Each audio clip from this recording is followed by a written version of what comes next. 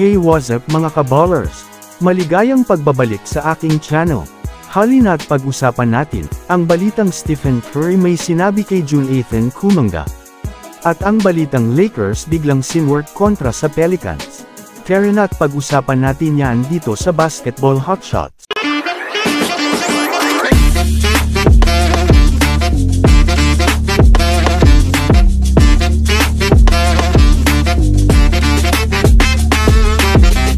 Una nga tayong ako mga kabowlers sa balita patungkol sa kupunan ng Los Angeles Lakers. Alam naman nga po natin mga kabowlers na bukas, na magaganap ang semifinals ng in-season tournament na makakalaban ng Lakers, ang kupunan ng New Orleans Pelicans. Para nga po sa kaalaman ng lahat mga kabowlers sa ngayon po, ay nasa Las Vegas na ang player ng Lakers ngayon, para paghandaan ang magaganap na laro nila bukas. Bukod pa dyan mga kabowlers, binalita na rin nga po na binawalan na ng NBA, gamitin ng Lakers ang kanilang in-season black jersey para sa kanilang semifinals game kontra sa Pelicans. Ito ay dahil na rin sa visual contrast ng bagong disensyo ng court na paglalaruan nila bukas.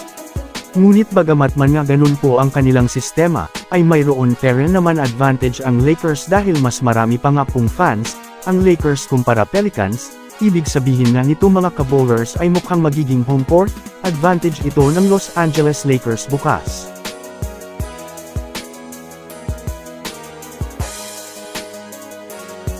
Samantala dito naman tayo ako sa kupunan ng Golden State Warriors.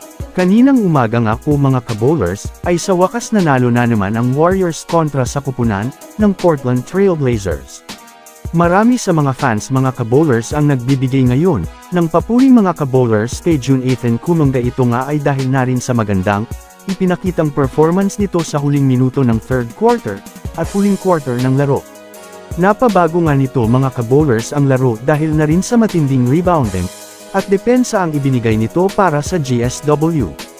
Nagpahayag naman nga po itong si Stephen Curry na nagbibigay rin ng papuri sa batang manlalaro na si Jonathan Kuminga dahil na rin kung hindi nga daw nag-step up sa depensa itong si Kuminga ay aasahan na nga nila na matatalo na naman sila nangyari laro. Bukod pa dyan ayon rin nga po kay Coach Steve Kerr ay game changer nga daw ang naging performance nitong si Jonathan Kuminga kontra sa Blazers, hangad nga nito na mas paghasayan pa nito ng mabuti upang matulungan niya ang Warriors na makabalik muli sa kampyonato.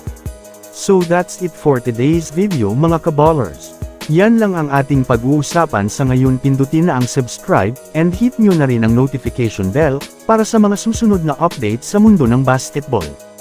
Again, this is Basketball Hotshots. Thanks for watching.